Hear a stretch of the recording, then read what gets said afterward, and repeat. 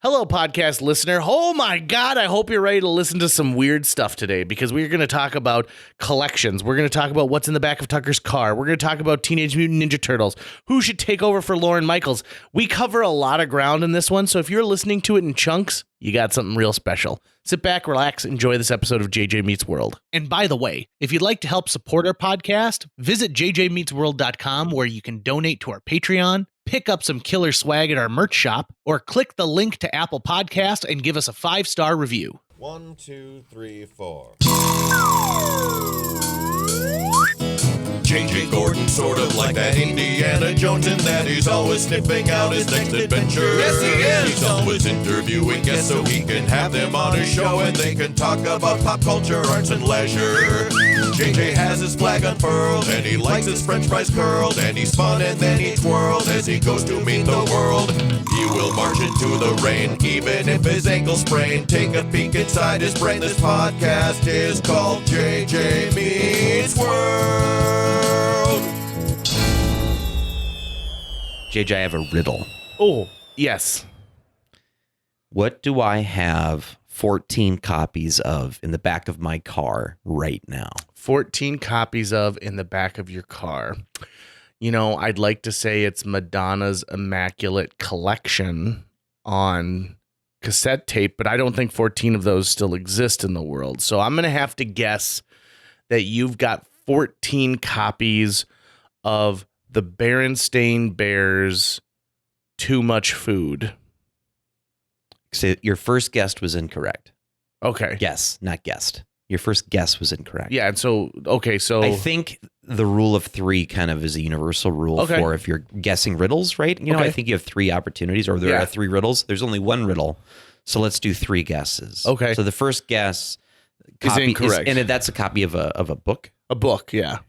By Jan and Stan Berenstain. Which we could do a whole thing about. Was it Berenstain or Berenstein? It's Berenstain, but I remember Berenstein. That's all I said, Berenstain Bears. Yeah. And like, because bear, right? Like Berenstain Bears. I recently picked up a book that their son had made that, because their son's illustrating style is pretty much just like his parents'. Or I don't know who illustrated it. Did one of them write it and one of them probably? I imagine. So it's very similar style to what you see in the Berenstain Bears, and it was about dinosaurs. Ooh. And I had this book in the first grade. I was obsessed with it, and then it must have gotten sold at a garage sale. Found it recently and bought it again for like 25 cents. The Berenstain Bears have a special place in my heart. So special that at one point, I had asked the Facebook world. I was like, okay, who can tell me some adult Berenstain Bear titles that should exist? Like we grew up with it, so why not? And so like here were some suggestions, and this is from this is from March 30th, 2020. So it's a ways back. The Berenstain Bears and the Trip to the Theater. That was from Gwen Stark. The Berenstain Bears and the Emotionally Unavailable Boyfriend. Right? Was that one of my exes? No. This person just wants a book about the conspiracy theory. Okay. The Berenstain Bears go to the liquor store as it's an essential workplace during the pandemic. The Berenstain Bears and staying together for the kids. That's a good one. Who was that? That was Andrea Dickelman. Hey, good, nice work, Andrea Dickelman. That's strong. She doubles down. She's got a bunch more. The Berenstain Bears and Politics Among Relatives.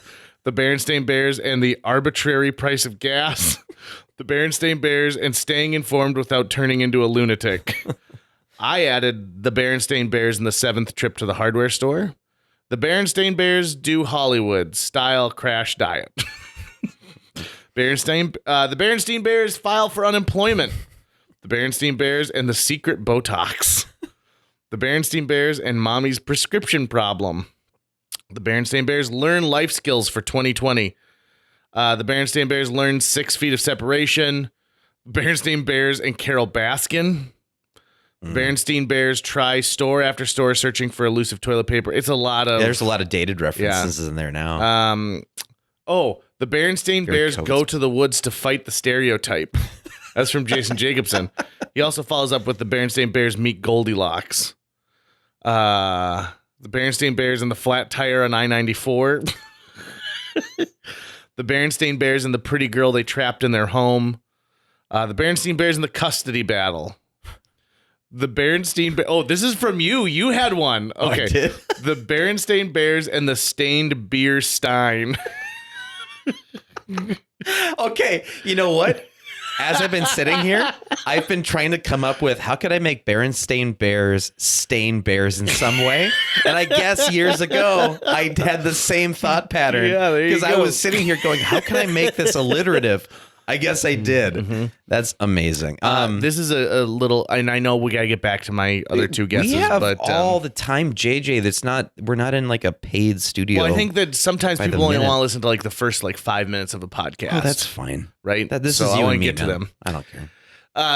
To me, I every now and then when I find a Facebook post I really like from like 2013, I'll repost it, but I won't share that original post. I will copy and paste it so that it looks like I'm having an original thought, because I've amassed so many more new followers since then, and people who've decided to like, follow me or unsubscribe from me. So I think it's easy for me to get away with it. My buddies James Wood and Mikey Ward each have this thing where on Facebook every once in a while they'll comment on a status update one of them made back in like 2009 as though it's happening right now, and they'll just pick up the conversation like, do you still want to go to that movie? And like they'll just take it on from there. When Louis C.K. was going to get booked at the Acme Comedy Club in Minneapolis, there were people who didn't feel that Acme should be hosting Louis C.K. So rather than comment on the photo of like upcoming shows Louis C.K., because they thought that's going to just, perpetuate the photo going everywhere online, they picked a post from like 6 years ago being like, we now have chili lime buffalo wings, and put 2,000 comments on this post about chili lime buffalo wings. That's funny. Which is sort of kind of like the Garth Brooks conundrum. For sure. For sure. Oh, I love the Garth Brooks conundrum. So what do I have 14 copies of in the back of my Subaru Forester? Okay, so you've got 14 copies of some. Okay, and did you get them all at the same place? I should ask that. You got these all at the same No. place? At different places. So you had to go and buy them out. When Alfred Hitchcock was making Psycho, he went and bought all of the books of Psycho. Like he sent his secretary and she bought all of the books like in Los Angeles, and Whoa. they bought them everywhere so that no one would know the surprise ending of Psycho at the end of it, which I thought was Interesting. just a genius idea, right? I want to see the pile of Psycho books, and then what do they do with them after? I think then they like essentially sold them back to used bookstores. Okay. And it was just to protect that ending, which I think is just wild. Okay, you've got 14 copies of Simone Beck, Julia Childs, and I can't remember the third lady's, the Art of French Cuisine, which is the major cookbook that they wrote that introduced American audiences to cooking the French style of cuisine. I think that's a good guess, but not for obvious reasons. Mm-hmm. It's incorrect, but I like the guess. But here's my thought: it's a thick book, right? So maybe you're planning, to insulate your home, Sturdy building material, right? So I thought maybe that's what it could be, Mm. and it's all. I think you can only get it in hardcover, so it would give that you get a wall when you put those together, but it's not that. Is that considered the cookbook, or is there a cookbook considered the cookbook? I mean, The Joy of Cooking, I think, is the best-selling cookbook of all time, and it's sold more copies than any other cookbook. I mean, every home had The Joy of Cooking way Right. back in the day, and now there's so many cookbooks. That's that what I I was think it's hard to kind of nail them down. And why would you buy a cookbook nowadays when the internet is right there? When was The Joy of Cooking made, roughly? Oh, I'm gonna guess like the 1940s. Okay, so then, I mean, is that book being updated, or Yes. Okay, And they've got so it's a series. It's like the Madden video games. right. So There's like every year there's a new one. The Joy of Cooking comes out, and eventually they're like, we should do another one. The Joy of Cooking 2, The Joy of The Joy of Cooking Baking, The Joy of Cooking Grilling, The Joy of Cooking Christmas. And so they had a ton. In fact, there's an old story about how the woman who wrote the book, Joy of Cooking, actually ended up in debt because of it, because she got hooked up with some kind of trickster scammer. Oh, shoot. And so she paid like $1,000 to have the first like 10,000 copies made. And then she was like not getting paid at all from the royalties from it. Ugh. And so that became like a big thing. Yeah. So, and they always say like, listen, cookbooks are kind of a lost leader for some people. So if you're going to put out a cookbook, you want it to have a weird niche audience that someone will have. I was going to say, like, how much have the recipes changed since the 40s? I'd say pretty appreciably, which is why they have to keep updating it. So, right. Well, I mean, I'm sure a lot of them involve, like, get yourself a big handful of lard. I would assume at this point it's like joyofcooking.com. Right. And now you could just go and there's infinite recipes and an infinite book space. I feel like they've got a magazine as well. So for whatever season it is. When it comes to recipes, I love cookbooks because I like looking at food. There's one that I got as a gift from my radio co-host called The Big Bad Breakfast. And is your radio host called The Big Bad Breakfast? Because that's a pretty great radio host that would name. be, yeah. It's JJ and The Big Bad Breakfast in the morning. Big Bad Breakfast. What'd you do this weekend? If we ever start the breakfast buffet podcast, there it is. It's The Big Bad Breakfast. I had a bad buffet this weekend too, by the way. Don't forget to let me talk to you about it. Talked about it now. I mean, we're still on the topic of foods. So here's a cookbook that I absolutely love that is indispensable in my house. The Weber Grilling Cookbook. Phenomenal. They've got so many recipes about things that just you wouldn't normally think. So for example, at the time of this recording, it's stone fruit season, right? We've got really great plums, peaches, nectarines. Never heard the term stone fruit before, which is why I cling on to my forehead for a second. A stone fruit is a fruit that has like just a massive pit in the middle. Okay. So like apples have those little seeds. Yeah. That would not be considered a stone fruit, but a peach. Got it. Pit in the middle. Stone fruit. Cool. And stone fruits super high in their sugar content. And so when you put them on a grill, they'll caramelize really nicely. Okay. And when you taste a fruit that you normally associate with room temperature or cold, when you taste it like warmed like that, oh my God, out of this world good. Okay. And so they've got some recipes in there. They also have one for like grilled watermelon that's really good. And seeing the sear marks on watermelon is delightful. Okay. Really good stuff. Okay. 14 copies in the back of your Subaru Forester. So let's go black Subaru Forester. My 2020 black Subaru Forester. Now let's go over what you've guessed so far. I guessed some copies of the Berenstain Bears and Too Much Food, which is the one where they all get fat and then have to lose weight. And then I guessed the Art of French Cuisine by Julia Louis-Dreyfus. I'm trying to think of what my favorite Berenstain Bears book is. And I think, isn't there one where they have to clean the room? Yeah, I think so. It's picking up a room and they're just trying to find ways to like put it in the closet or something. Right, like let's just hide under the bed. Yeah. My favorite is the one where it's Too Much Lying, where they claim that a bird flew in and knocked over this vase, and that's what it is. And Mother Bear's like, you guys are full of it. Okay. What's your third guess? Final guess. 14 copies. Now the word copy is leading me in the direction thinking that like you don't have 14 iMacs in the back of your car because you'd never call those like I got 14 copies of iMac. Right. But maybe it could be a software though. You could have 14 copies of like an old version of TurboTax. But I don't think you do. I don't see you as a person who's collecting old software yet. I imagine at one point you'll start amassing Where in the World is Carmen Sandiego copies. I never said I was collecting what's in my car. Oh. Let me just put it that way. Oh. I never, ever said I'm collecting what was in my car. There's the one hint I'll give you.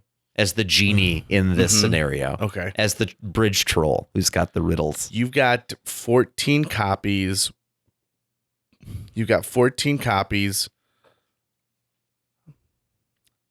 I'm being a little tricky. It's not a Xerox of my butt because I've destroyed all of those. I've got way more than 14 copies of that. Right. I go on digital now. You've got 14 copies. Give me another hint into fact. Is it music, movie, book? I don't want to give you anything. I mean, all I can tell you is that my heart will go on. Your heart's going to go on. Is it 14 copies of the original motion picture soundtrack by James Horner to Titanic? No, but I realized that the clue I gave you was a little deceptive unintentionally. Oh, yeah? I do have 14 copies of Titanic, the original motion picture directed by James Cameron, on VHS in my vehicle. The reason I said I didn't say I collect is I actually don't collect Titanic on VHS. It's actually not a part of my collection. I have become a big fan of an internet personality who goes by the name Titanic Fan 97. Okay.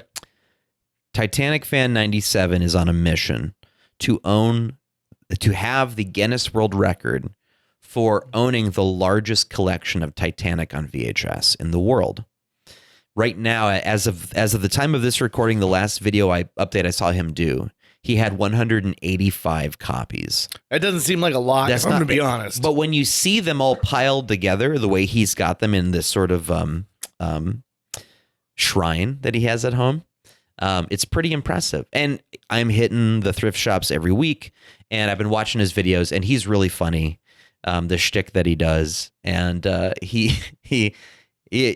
don't want to go too much further into it. You just check out Titanic Fan 97 on like basically every platform he's out there. And so you're going to send these to him? Well, yeah. So I thought, well, I'm going to go hit my thrift shops today. This was yesterday, just to see what's out there for myself. I know I've seen a couple Titanics out there. You know, maybe I will just grab a few. Maybe I'll find 3 or 4 because I usually see a lot of them. You know, it's kind of a joke in the VHS collecting community that, and they stick out too because they're a double. Yep, they're double VHS copy.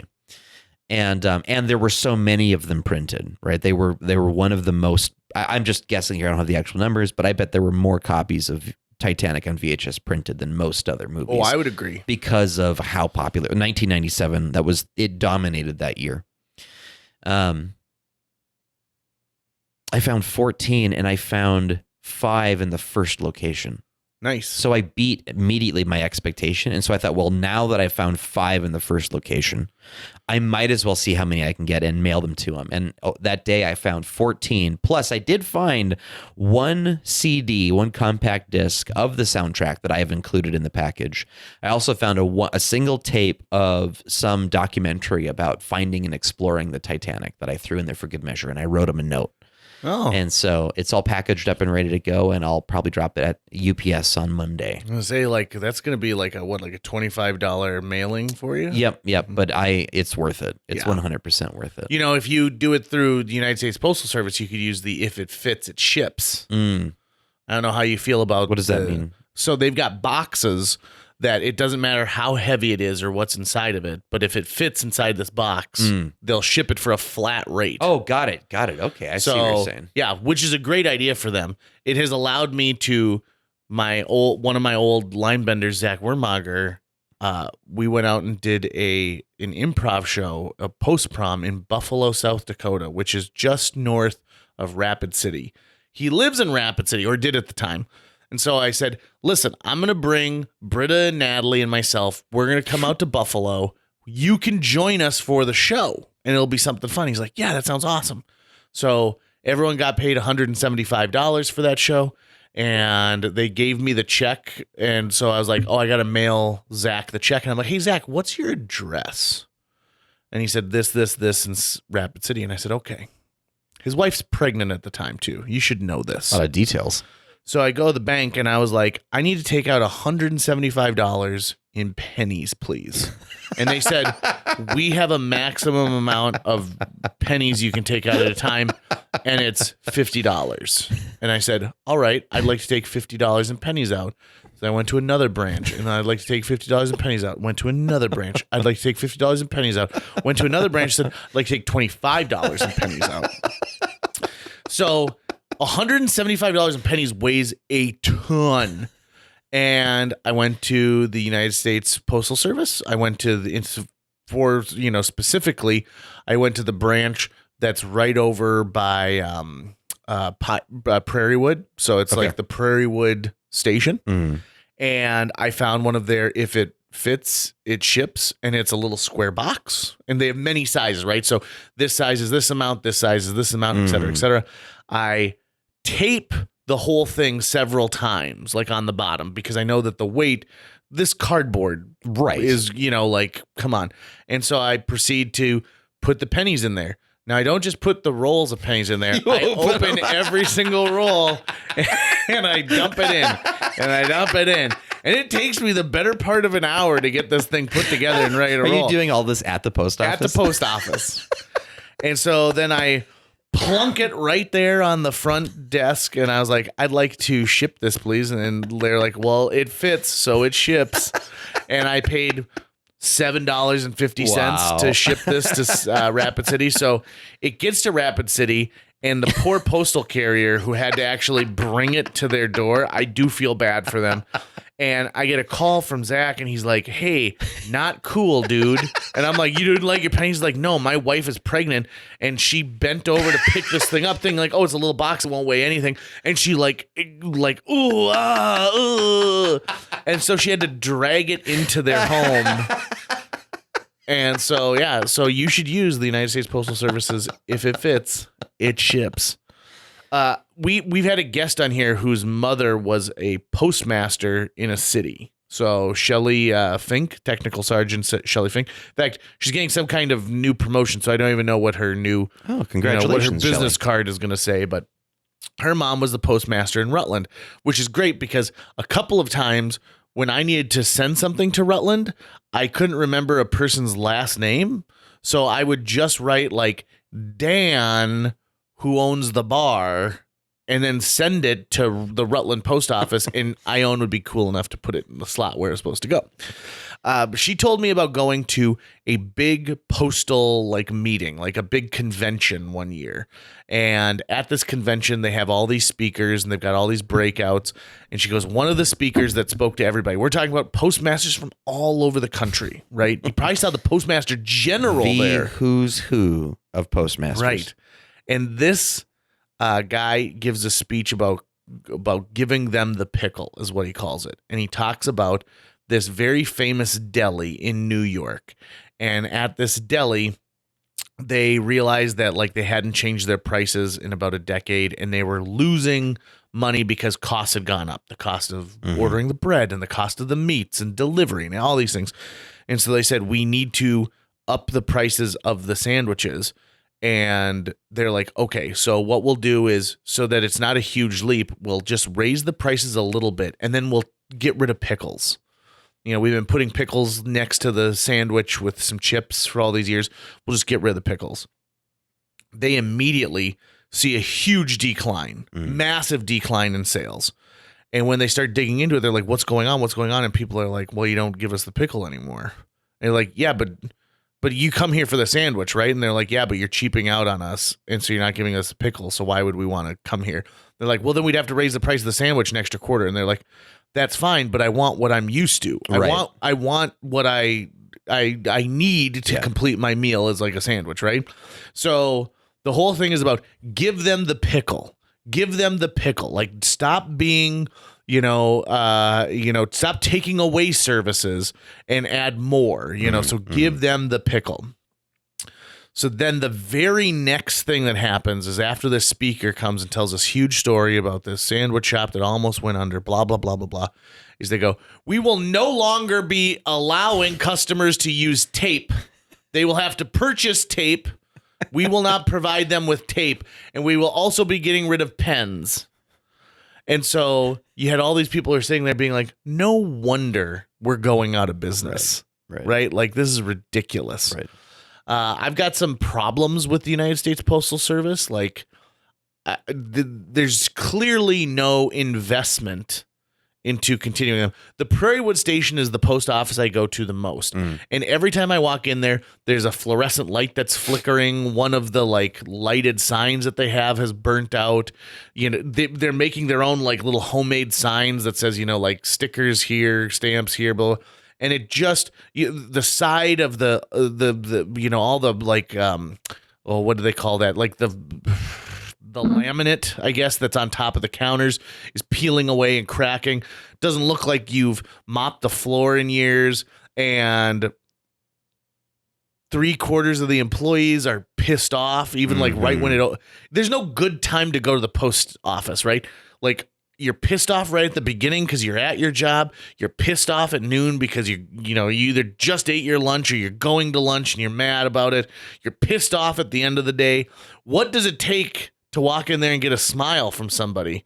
And I will also say this. I'm also not really cool with the way I've seen some new Americans be treated in there, because these are people who are trying to find, like they don't know how the postal system works. Hell, I've lived here for 38 years, and sometimes it's confusing to me how the postal system works in some cases.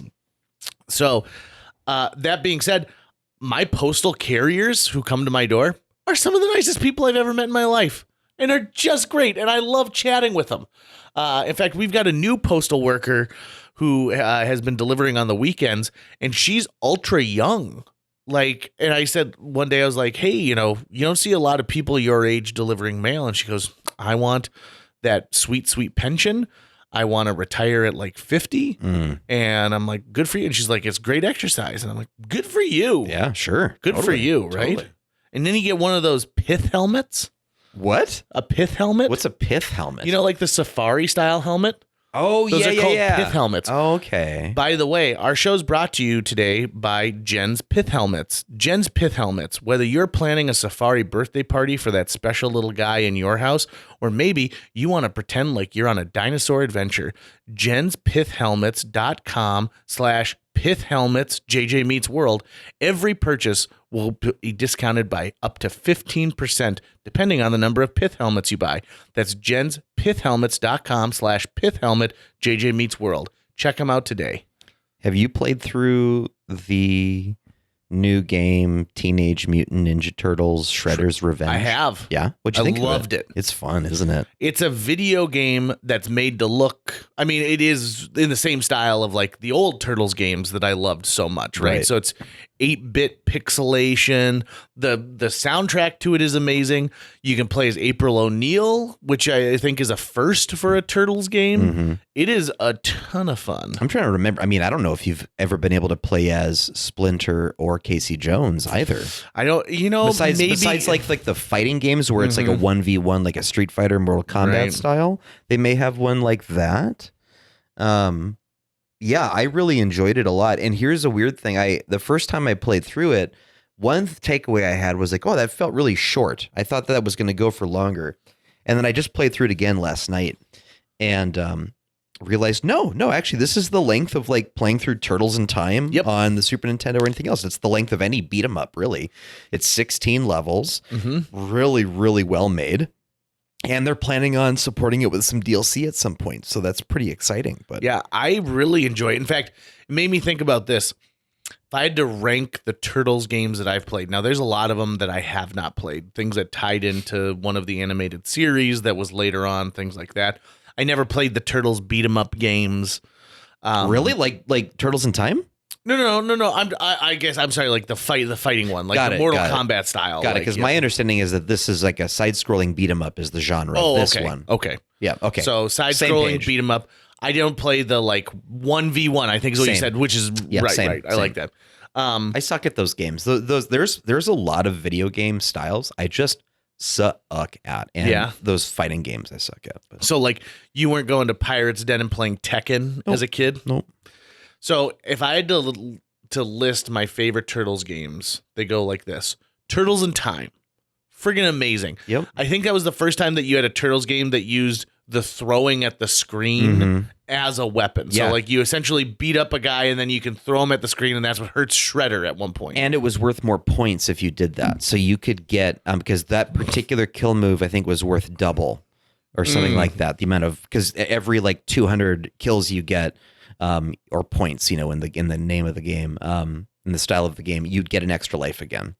And so if you could get really good at throwing guys, you'd get extra lives a lot faster. And the idea that you're going through time is fun too, because you see some of your favorite characters in different situations. If you get the reissue, because there was a Turtles in Time arcade game as well as like an SNES game. I played the SNES. If you get the reissue of the arcade game, it's kind of crap because they changed some of the characters that they must not have been able to license for the arcade game. So instead of playing the swashbuckling Bebop and Rocksteady, they just have like Toka and Razor that you take on. And I'm like, this is crap. This is total and complete crap. But that one is so much fun because you also get to fight Krang in it. 2 different versions of Krang in the body and Krang just like in his little flight suit.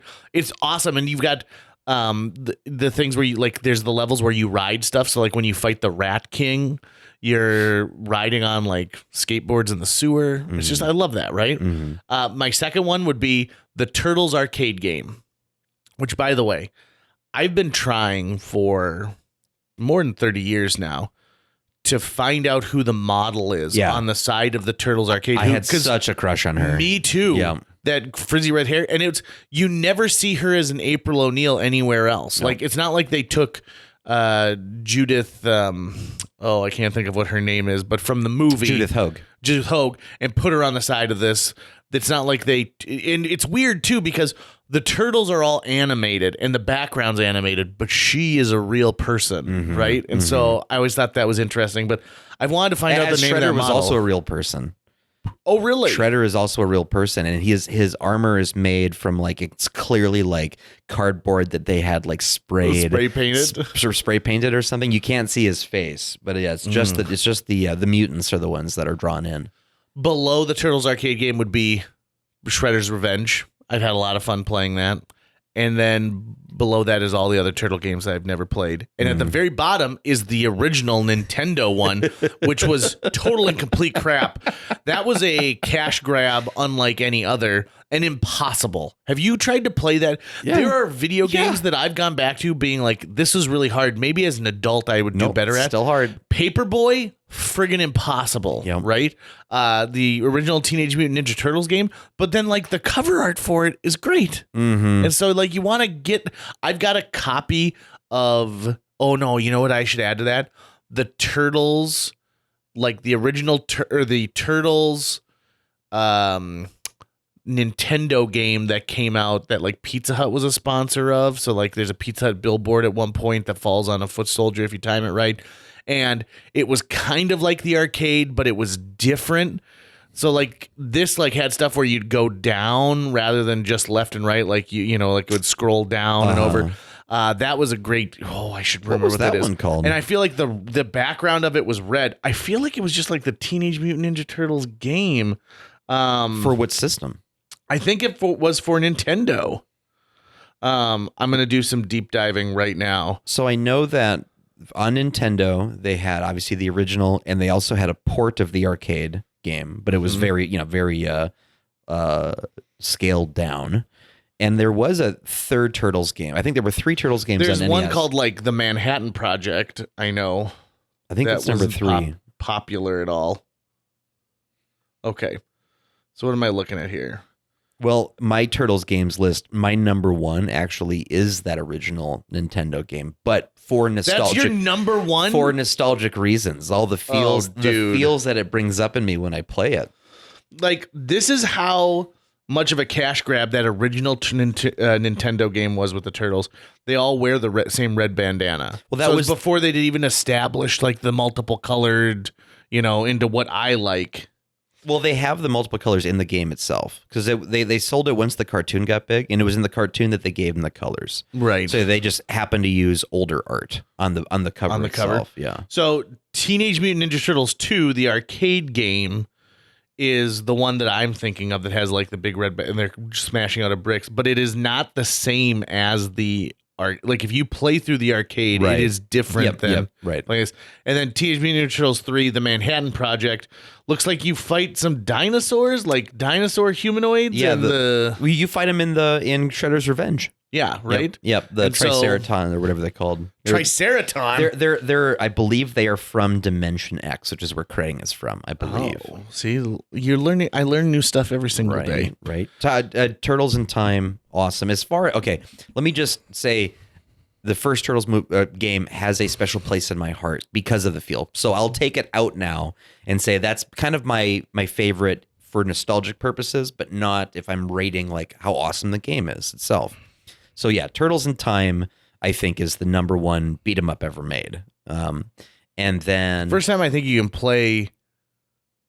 No, you can't play 4 characters, even if you have the adapter for. I think you are limited to 2 no matter on what. The Super Nintendo itself, you can. It has to be just 2. And then, of course, at roughly the same time, there was a Sega Genesis game called Teenage Mutant Ninja Turtles and the Hyperstone Heist. And that was very similar graphics, but lower color palette because the Genesis didn't have as many colors as the Super Nintendo could do. But like a totally different level structure, different enemies. I think at one point you even fight Tatsu from the Turtles movies, if I remember correctly. I'm not sure if you ever fight Sam Rockwell? No, you do not fight Sam Rockwell. I have never personally fought Sam Rockwell. Maybe that's what you were asking me. No, in the game. You and I had a late lunch on Friday. Yeah. And you were telling me that you've recently had a kind of a breakthrough in your interpretation of the Teenage Mutant Ninja Turtles movie, the original movie. Yeah. It was 1990? 1990. I often say 89, but it's the official listed date is 90. So I think I don't know where I got that 89 from. 89 comes out in 90. Yeah, it comes out in 90. If you watch the end, so those of us who are familiar, Turtles fight Shredder at the end. Shredder runs on a rooftop. Splinter arrives. Shredder runs at him with a spear. Splinter, being, a kung fu master, is able to take a pair of nunchucks that he had gotten from Mikey and flips Shredder over the edge and dangles him over the edge by holding onto the spear with the nunchucks. And Splinter starts giving a speech, and while he's giving his speech, Shredder takes out a dagger and throws it at him. Splinter grabs the dagger as he dodges it, and by letting go, Shredder falls to his death, right? Into a garbage truck. Which Casey Jones then activates. Smashes him. Right, which he thinks makes him double dead, which turns out he was not at all dead, but that's another movie. Well, I was thinking about the monologue that Splinter has and how, if you think about it, it kind of does give you a different idea of Splinter's state of mind when he's dangling Shredder over the edge. Mm-hmm. And this is what he says. He says, "Death comes for us all, Orokusaki, but something much worse comes for you. For when you die, it will be without honor." Well, he starts with, "Death comes for us all, Orokusaki." He's already like, I'm going to drop this guy and murder him right now. Like, I'm going to kill him. Like, that was Splinter's intent from the outset. It's like, I'm about to kill Shredder. So I'm going to gloat for a little bit before I do it. Because I'm like, hey, just so you know, we all die. But for you, it's going to be a lot worse, right? Because you'll do it without honor. Splinter is hard as fuck in that movie. Yeah. Hard as fuck. And he don't forget, he's just been tortured. For weeks, right? Mm-hmm. Probably. Days at least. I mean, they spend a long time with Raph in that tub passed out. Yeah, I mean, I don't know. Because she's able to sketch all of them. Whatever cerebral hemorrhage he has, that they just let him sit in a tub. Hey, what's the guy got to do some food over here? Be like, you've been passed out, He Raph. wants some food. Get him some food. So, they really had a missed opportunity. Like, call Domino's. Because they had a lot of product placement. That ending fight with Shredder still gets me. Like, when I watch it, even though I'm watching people in like really rubbery foam suits, that are squishing when they hit the ground and stuff. I love that final confrontation with Shredder. I love everything about it. I love the music. I love the painted backdrops they're using to make it look like there's a city behind them on the set of the rooftop. I love all the lines of dialogue. I love how menacing Shredder is when he shows up and how the Turtles have no idea who this guy is. They're just like, who is this guy, right? I kind of like the idea that Shredder was basically a total mystery to them. Right. Up until that moment. They knew the legend of Orokusaki. Right. But they didn't know that he had come to America and is now They don't know his name until he says, the Shredder. The Shredder. Maybe all that hardware's for making coleslaw. I could quote that movie from start to finish just about, I think. Mm-hmm. I am... who did you play through Shredder's Revenge as? I played it through as April O'Neil. Okay. And then I played it through as Mikey. Okay. Mikey is my guy. Right.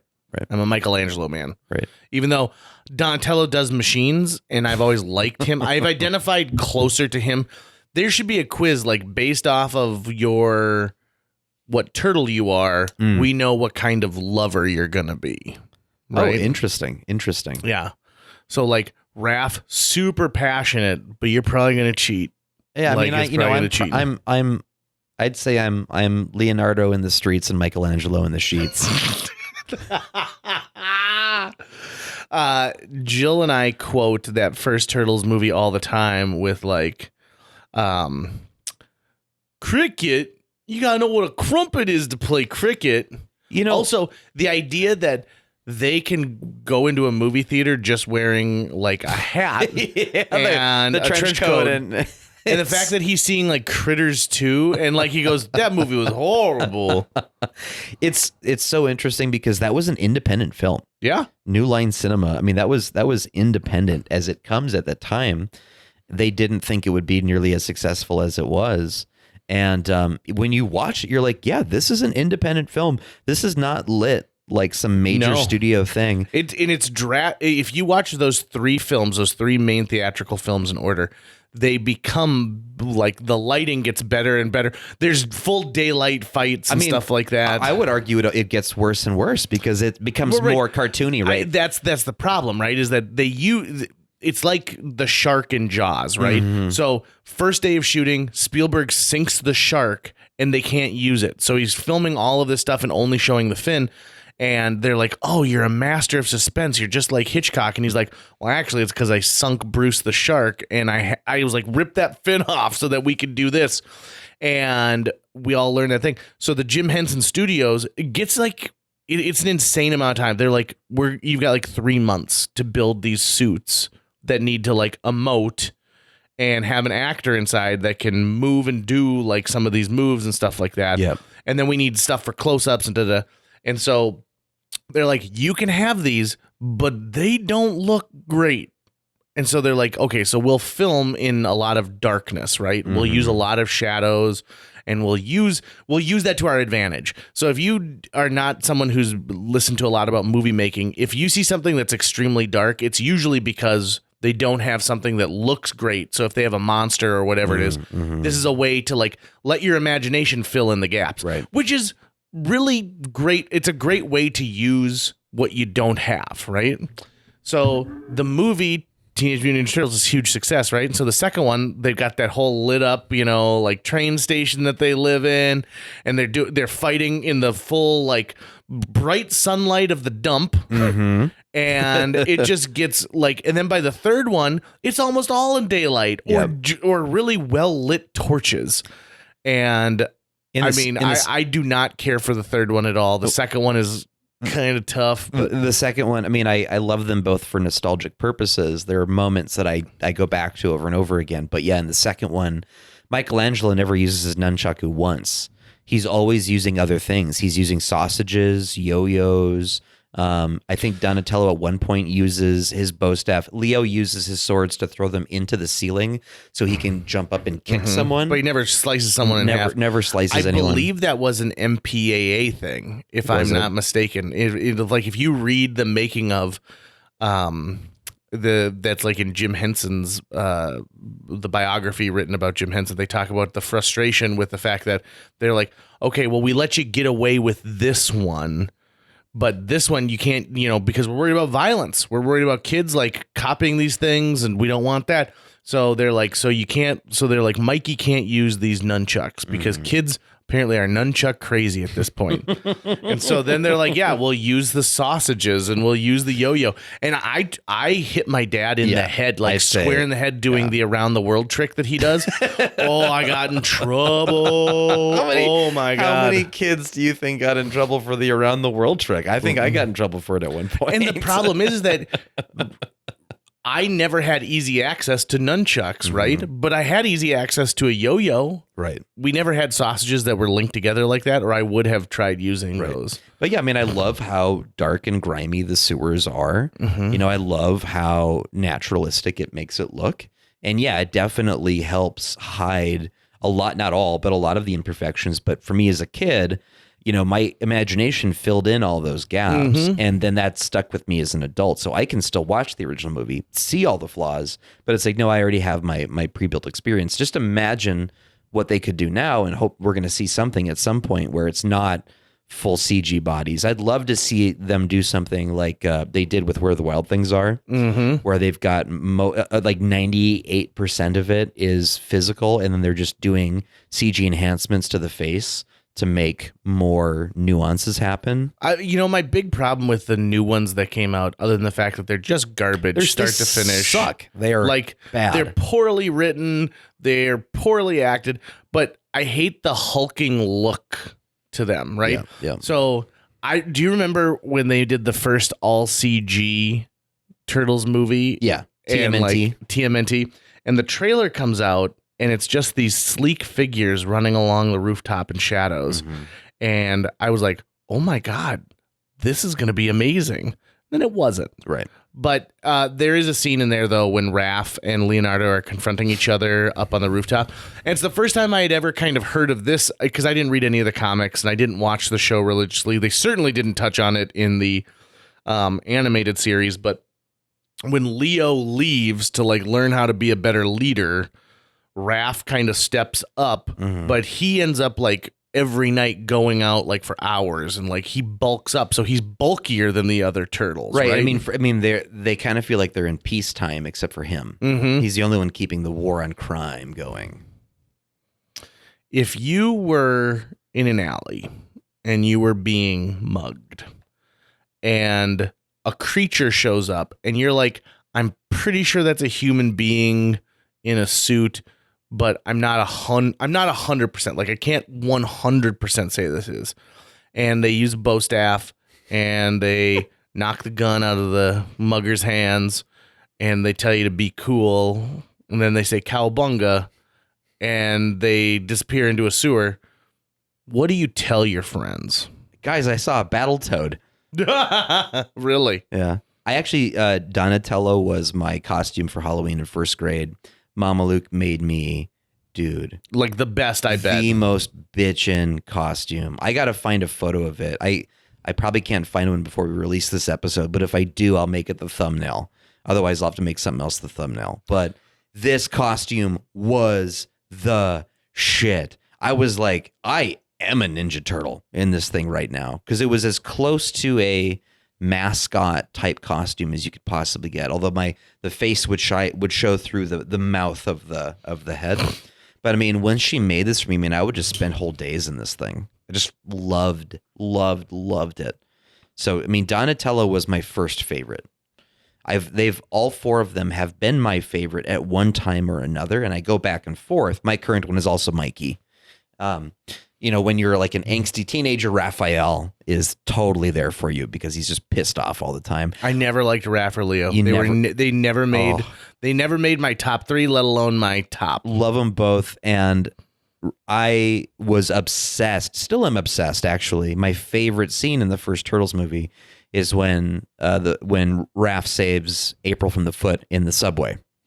I love that moment. I love everything about it. I love the shot of him reclaiming his sai. I love the battle cry he makes as he runs into the foot. I love that he takes them all out in like 3 moves. The fight's over in almost no time. It feels like violent. It feels like there are some stakes going on here right now. I just love that moment, and I that was a scene I would always reenact as a kid when I was playing Ninja Turtles in the backyard. But every turtle at one point or another, they've been my favorite. So I think that's one reason why they are so popular. Is everyone, or I should say most people, maybe not JJ, sees a little bit of themselves in each Ninja Turtle in some way. There's some when you want to be the leader, when you're trying to be disciplined, you feel like Leo. When you're upset at the world and you want to lash out, you feel like Raph. When you're being a huge nerd about something, you feel like Donnie. And when you're being a goofball, you just want to play, you feel like Mikey. I mean, it's really, truly brilliant because it touches on like the main personality traits of almost every person. Right. If they had one that was like anxiety driven most of the time, like then you'd really take care of it. Now, if I remember correctly, the voice actor for Splinter was the guy who used to play Elmo Kevin Phil. Nash.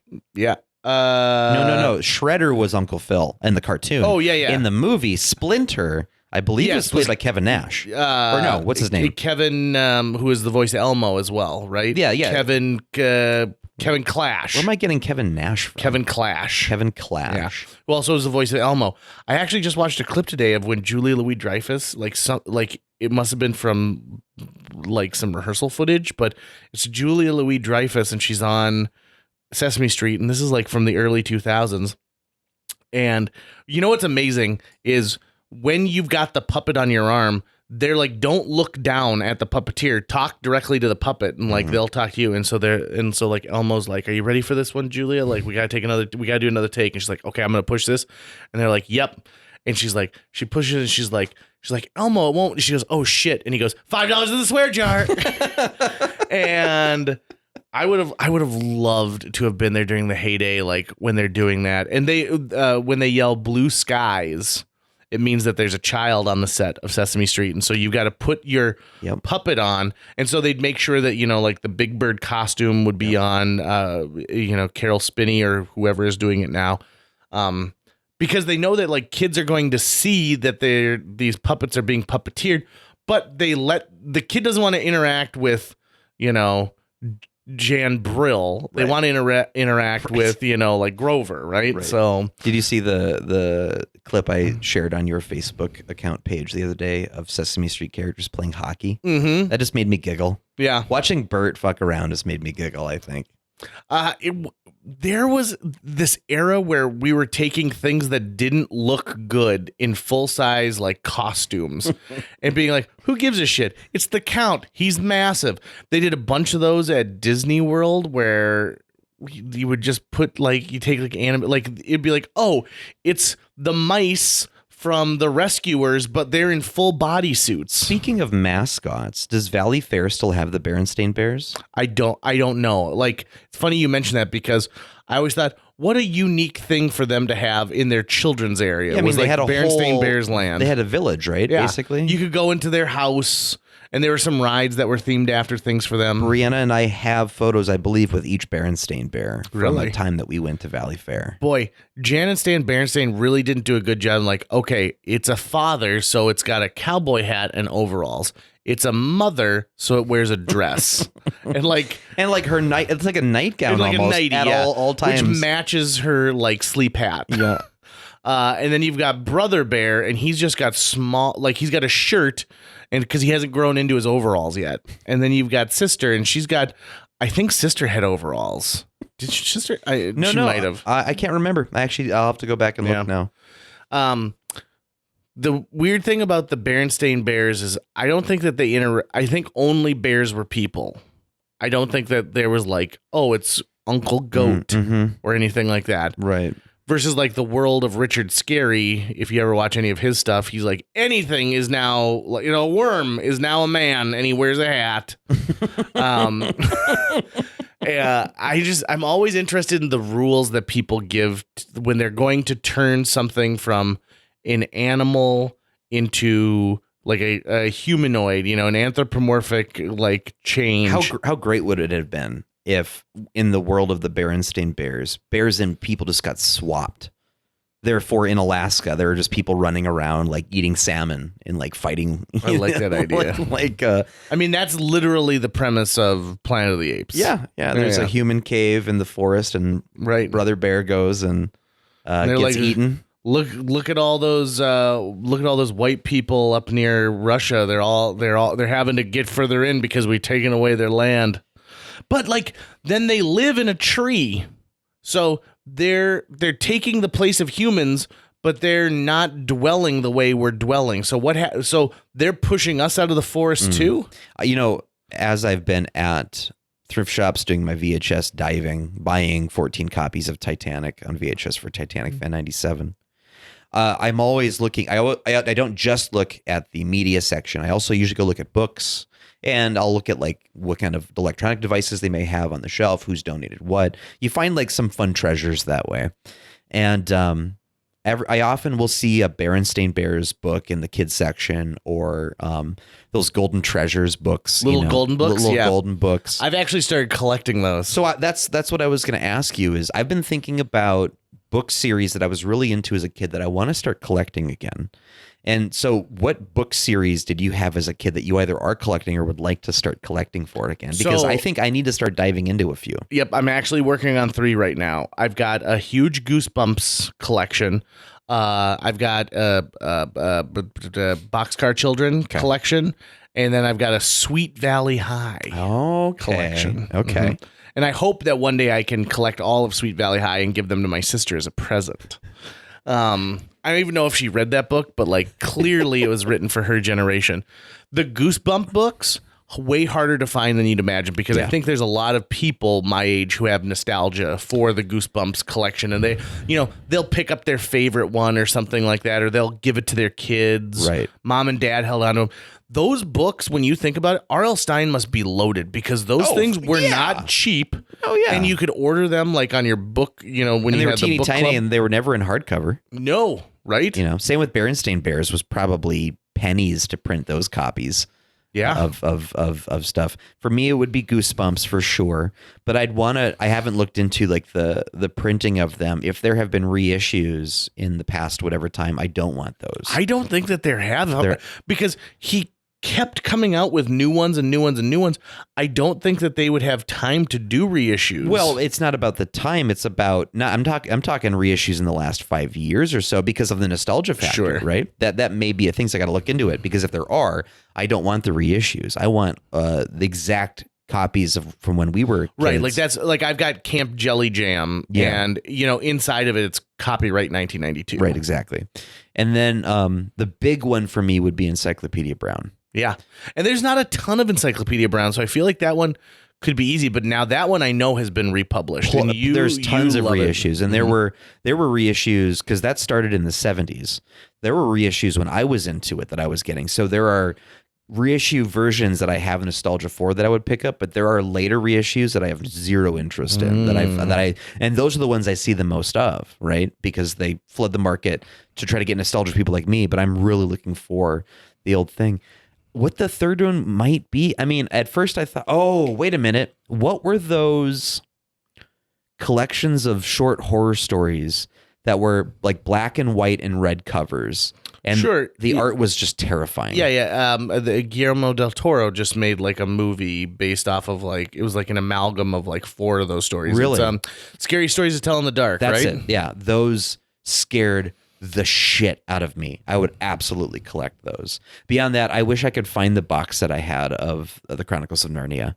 You've been looking for that for a long time. It's gone. I also no idea what I did with it. I'm heartbroken over it. I really am. I want to add to my collection too, Where the Sidewalk Ends, and then Shel Silverstein stuff would be great. He's got what's the other one, like where it's a kid and his head is his forehead is the top of a house. Well, I mean, there's The Giving Tree. There's The Giving Tree, yep, and I've got The Giving Tree. I actually have the copy of The Giving Tree from when I was a little kid. I'm guessing. I'm surprised you didn't say Dr. Seuss. You must have Dr. Seuss. I've got that collection. That's done. Got it. And in fact, I've got specific stuff from him. So the big problem is that people will be like, "Oh, here, do you want?"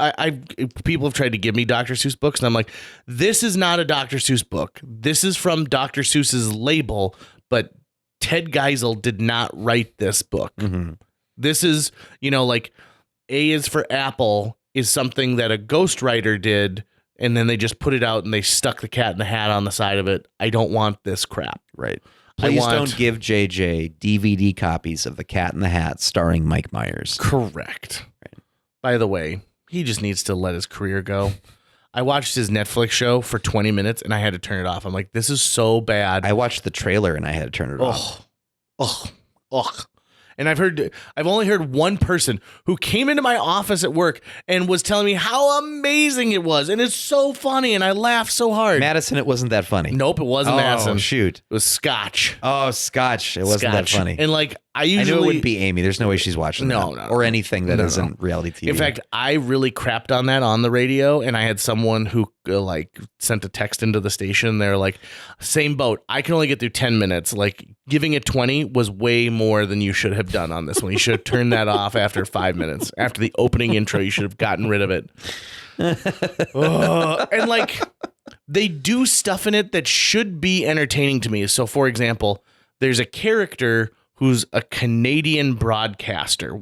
He plays 9 characters in this, and none of them well. But the character he plays, who's a Canadian broadcaster, whenever it follows him, they go into this weird like Canadian television format for like what the screen ratio is. And that should be funny and charming to me, but it wasn't. Not at all. Yeah. Just the worst. No, imagine how you felt watching Goldmember. Right. It was like, okay, this was really fun the first 2 times. And there's some fun stuff here, but the first 5 minutes of Goldmember is of admission. Genius. Yeah. So good. Fantastic. And Michael Caine's line about there are 2 groups of people I can't stand in this world. One are those who are intolerant of other cultures, and the second are the Dutch. Dirty, filthy Dutch. I love that line. And it's amazing to me how they're like, hey, here's one premise. Can we stretch this? Like, if we know it gets a good audience reaction in the first movie, we'll do it in the second and third. Yeah, absolutely. So really, we've got these 6 reoccurring bits that we just have to write some crap to get them from one point to the other. The thing where they're in silhouette and it looks like someone's like shoving a racket into someone's butt. Now, not Austin Powers, but Dr. Evil was a big part of wasn't that part of the falling out of him and Dana Carvey? Yeah. Because it was his impression of Lorne Michaels that Dana Carvey would always do. Right. And he just flat out just stole it. Mm-hmm. Has he ever addressed that in an interview? I'm talking Mike Myers. I don't think so. Because there's also the question in Kids in the Hall Brain Candy, and now like in their new series too, Mark McKinney does virtually the same thing. And I think that might Kids in the Hall Brain Candy certainly predates Austin Powers. Right. And so, and I mean, it is right. Right. Does it predate Dana Carvey's impression of? I don't know. But Mark McKinney was on SNL too, so maybe they, you know. My guess is everyone does a Lorne impression, right? So everyone's got one. So, I mean, really, it's less. I mean, you could look at it from the vantage point of Mike Myers is not ripping off Dana Carvey. Dana Carvey's doing an impression of Lorne Michaels. So is Mike Myers. So is McKinney. And it's really easy for 20 people to do the same impression of him. But I think the Pinky thing might have been a specific thing. That was definitely a Dana Carvey thing. That was definitely a Dana Carvey thing. Speaking of... Because I'm guessing he never actually does that. No. Or if he does, way to go, right? Like, I mean, you found it. Okay, so I Think You Should Leave, which is a sketch comedy show on Netflix. Have you watched any of it by any chance? No. So there's 2 sketches that I posted one on my Facebook feed not too long ago of this guy who's having like breakfast with his daughter in a diner. And the daughter's like, I want to have ice cream for dessert. He goes, oh, there's no, like you can't have ice cream. She's like, Daddy, I want ice cream. And Bob Odenkirk is like dressed as this old man, is sitting in the booth next to them.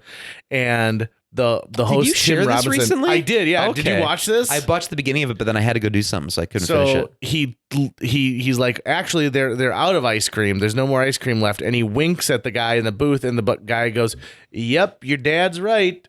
There's no ice cream." And then you think, that's that. And then Bob Odenkirk leans in and he goes, "Your dad and I are old friends. We've known each other for a lot of years. We've seen some shit."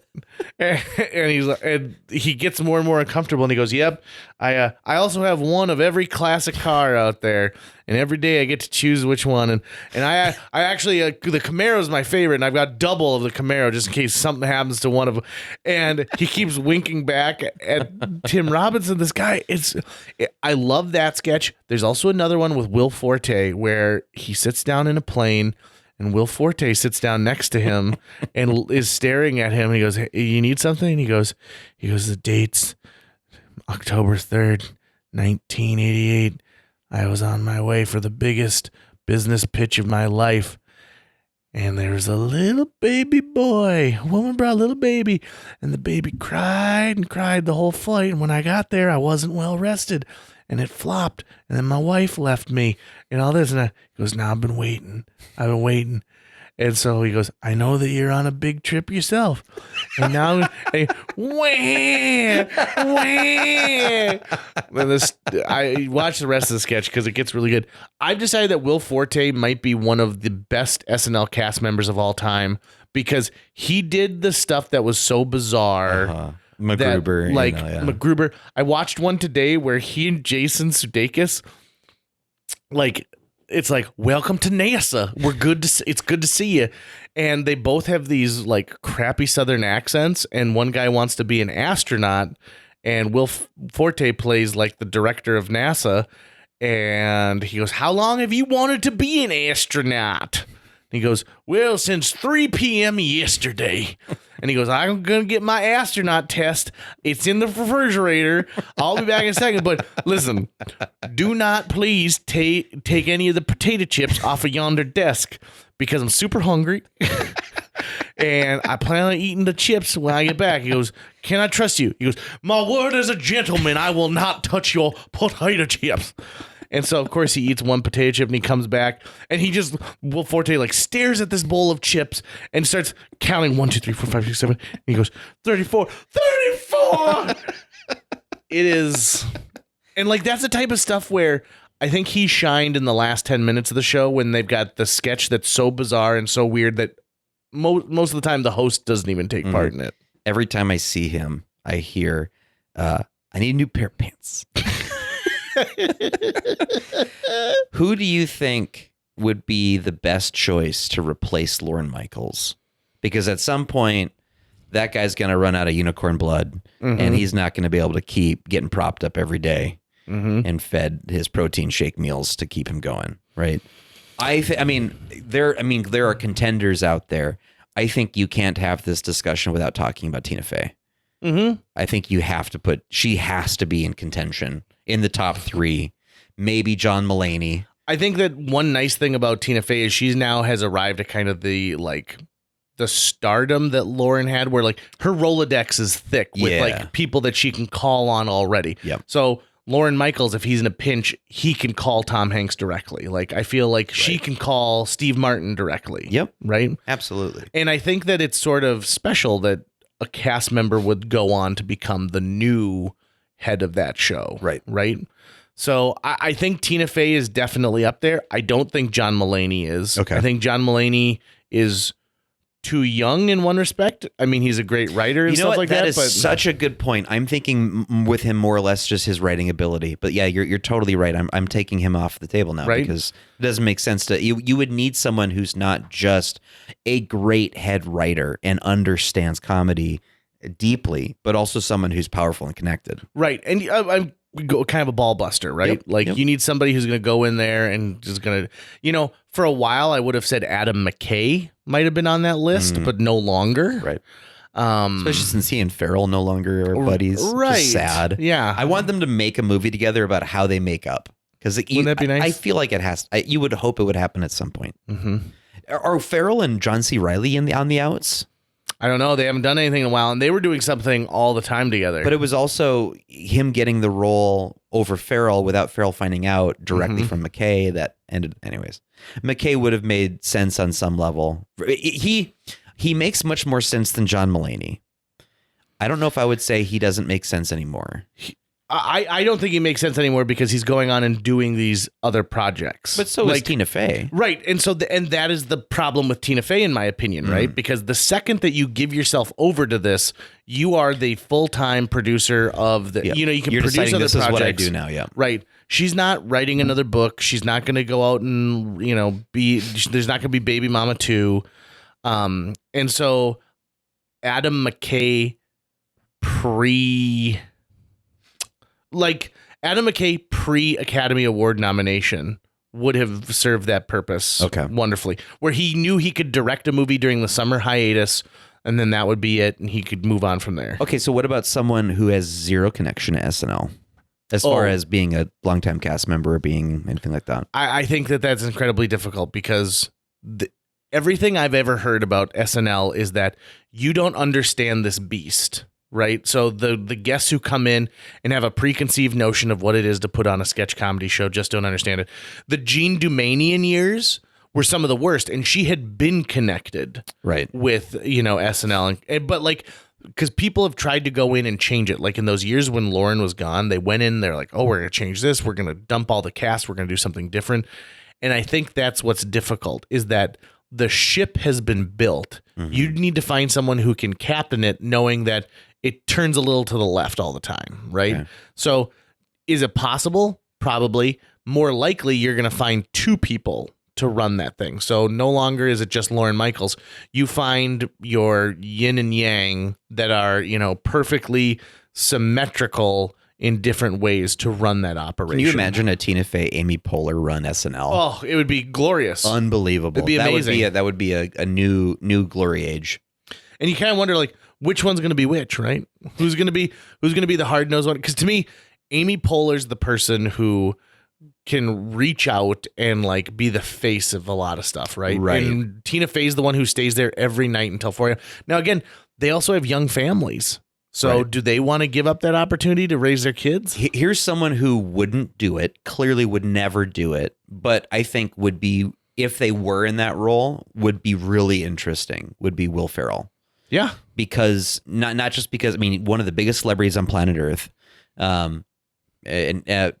has, started Funny or Die, has run businesses, has, is up in that level, is a producer, is in that level of things, hyper connected, could easily, and then getting cameos from the boss shouldn't be too tough. But he's just got a great sense of it as well.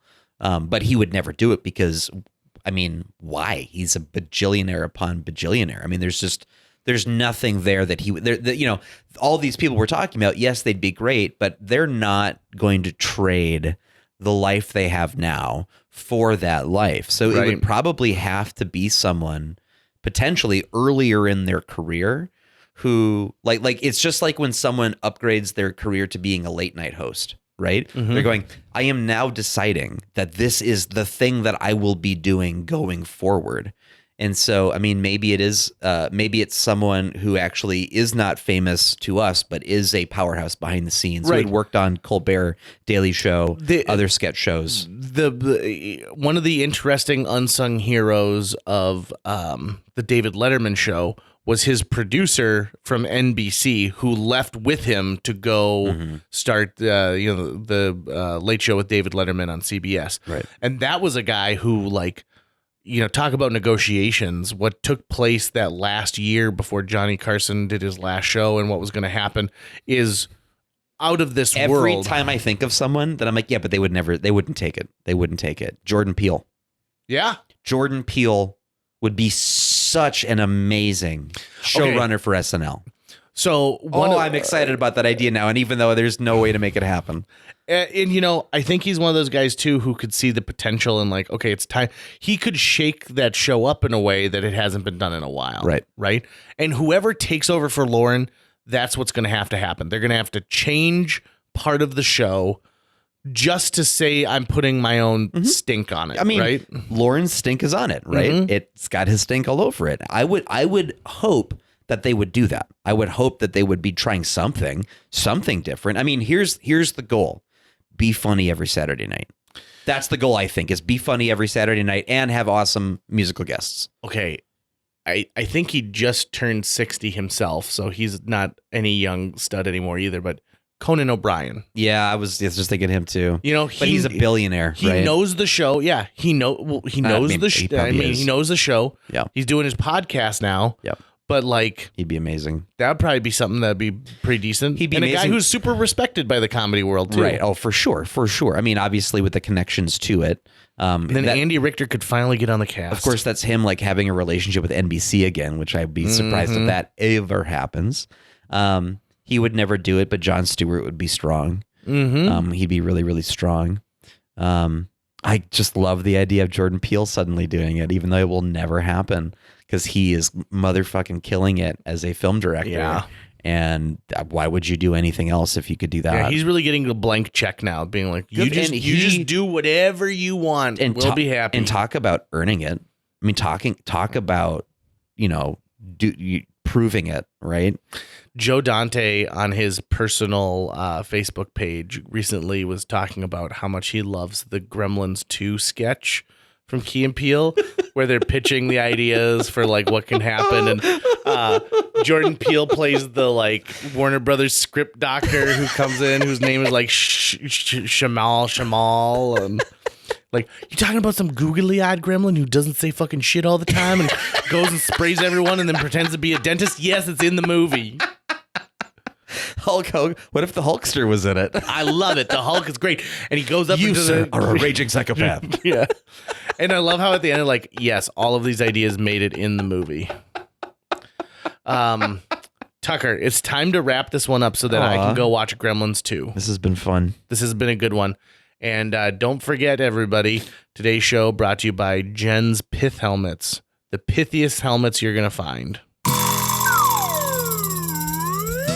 That's going to wrap it up for today's show. If you enjoyed this episode and would like to help us continue to produce new episodes each week, visit jjmeetsworld.com, where you can donate to our Patreon, pick up some swag at the merch shop, or follow our link to Apple Podcasts and leave us a 5-star review. You can also follow us on social media. We're on Facebook, Instagram, Twitter, YouTube, all the sites the cool kids are using these days. JJ Meets World is produced every week by Tucker Lucas. You can find out more about Tucker's work by visiting moonbasemaria.com. If you want to get in touch with your host with the most, check out linebenders.com, where you can find direct contact info for JJ or booking information.